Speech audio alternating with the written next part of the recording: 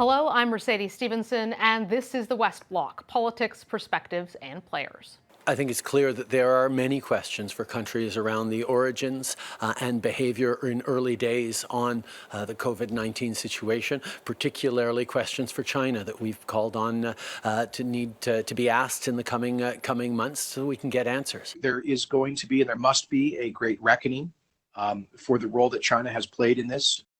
Joining me now is China's ambassador to Canada, Peiwu. Welcome to the show, Ambassador. Thank you for having me. Ambassador, a lot of Canadians have questions about where COVID-19 originated from. Some think it may have leaked accidentally out of a lab in Wuhan. Others believe it came from a wet market there. Where did this virus originate? You know, that is a very serious question for the scientists to answer. And all the available evidence now suggests the virus itself is not man-made. It comes from nature. And for us, we believe we should let the scientists to answer the question rather than to hear from some politicians. There have been calls, Ambassador, to find exactly that information out through an international investigation into the origins of the virus. Will your government allow that to take place, or will you punish countries who are in favor of that? For China, we also support a review committee to be established by WHO, but that should be taking place in an open and a transparent manner and at an appropriate time. That is after we win the fight against the pandemic. Currently, we believe all the countries should focus their energy and attention on fight against the COVID-19. However, I think that for this kind of review, it should be inclusive in nature. It should address the global response to the COVID-19. And for us, we have taken the most strict and comprehensive measures in fight against the disease, and we are making great progress on that. But if you can see, for the United States, it has lost the precious time they had bought from China, because we had issued early warning to them even from the very beginning, starting from the January 3rd. We have been updating the United States and the WHO and other countries in a regular way. But after that, the United States issued a travel warning to Wuhan. But after that, I don't think it has done anything very effectively to control the virus. So I think that according to a Canadian newspaper, most cases in the early stage here in Canada actually are those who had traveled to the United States. Only very few came from China. China initially did not release accurate numbers and is facing allegations that was deliberate. I know that there's been a lot of confrontation between Donald Trump and your government. Ambassador, what's your view of which leader has handled this crisis better, Justin Trudeau or Donald Trump? You know that recently a think tank in Singapore, they have done a kind of poll, and asking the people in different countries to assess the performance of the different countries and the governments. And China, people there responded with 85% approval rate for the Chinese government. And that's the highest in the world. So I think each country has its own way to deal with the crisis. But here, I think that in Canada, we also have noted that under the concerted efforts for the federal government and the provincial governments, we are making progress in the fight against the disease. So there are some provinces who are now planning to reopen, and that's encouraging news. Canada's ambassador to China, Dominic Barton, had some tough words for the Chinese government. He says that your government's response to the pandemic has been alienating foreign countries and allies because you've taken such a heavy-handed approach.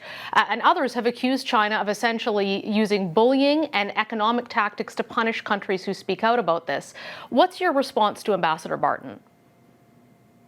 From the information we got, the report itself, it's infactual. So I think that for us, when we are developing relationship with other countries, we are pursuing foreign policy, independent foreign policy of peace. And we are engaged in friendly exchanges with other countries. So there's no things like bullying other countries. Rather, China is a victim not only of the disease itself, but also a victim of disinformation. So you can see some politicians in the United States, they are waging a political campaign against China, try to smear China's image. And that won't help in their fight against the disease and to save lives of the American people. Ambassador, there are two Canadians who have been in jail in China, Michael Kovrig and Michael Spavor. It's now been 18 months. It's hard for a lot of Canadians to hear you describe China as a victim when there are two Canadians behind bars there with no evidence in a case that people inside the Canadian government will tell you is essentially hostage taking over the Huawei incident here in Canada, with Canada arresting the chief financial officer of Huawei, Meng Wanzhou. There's nothing like hostage taking. Those two Canadians are actually engaged in suspected crimes of endangering Chinese national security. So the competent Chinese authorities are handling the case according to law. And I would like to tell you, they are in a good physical condition and their lawful rights are protected according to law. But I would like to take this opportunity to point out that actually the biggest issue in our bilateral relationship is still Meng Wanzhou's case. So that's why we have made our position very clear, to make sure that she's back in China smoothly and safely. And you will not release the two Michaels until that happens? There's an ongoing judicial process, for the two Canadian citizens. In the case of the two Michaels, the Canadian Embassy has not had access to them now in over 4 months, and there's deep concern about their well-being. I know that Canadian authorities have asked to at least have a video call, like you and I are having right now, with the two Michaels, or a phone call to check on their well-being. Your government has refused that consular access. This is all happening as Meng Wanzhou is here in Canada. She's in a mansion. She's able to go out for jogs.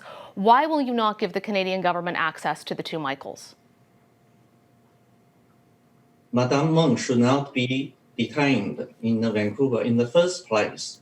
And for the two Canadian citizens, we are making sure that they receive, all those treatment, in accordance with law. So that's why during this outbreak, we have provided better food for them, not only for them, but for other detainees, to increase their immunity against the disease. And we also arranged for a special telephone conversation between Michael Kovrig and his father, that also on the basis of humanitarian consideration.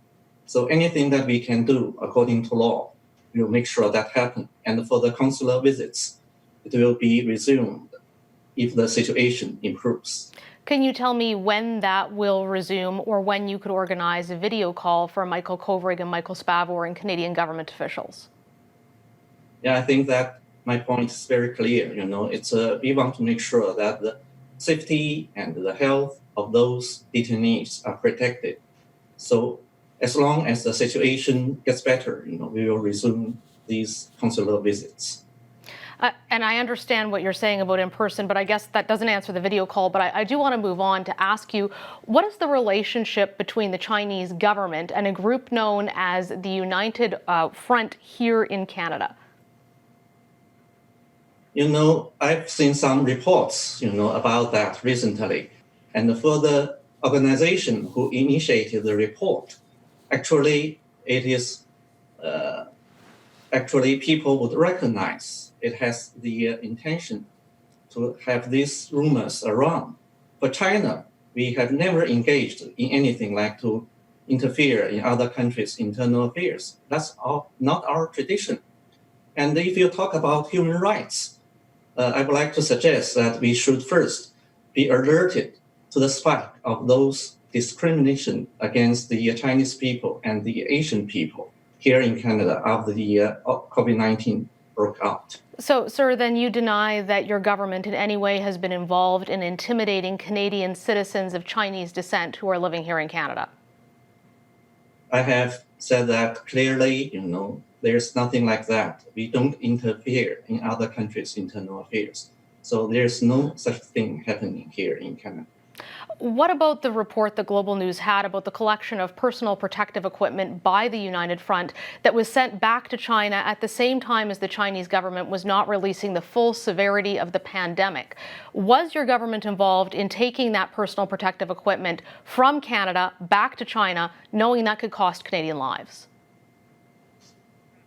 I think Canada government has expressed its appreciation for our efforts in helping Canada to have the purchase, of these high quality PPE, from China, on several occasions. So there is nothing like we are holding back those supplies. And I would like to point out that actually we are doing a lot of things to help Canadian people in the fight against COVID-19, just as recently you helped us. So we value that.